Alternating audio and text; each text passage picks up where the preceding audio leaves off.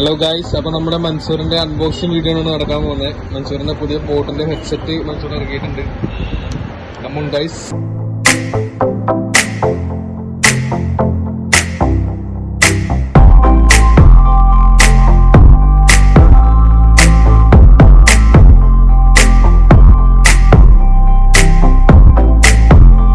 Headset ഭാഗ്യത്തിന് കിട്ടി, കല്ല് കിട്ടിയില്ല.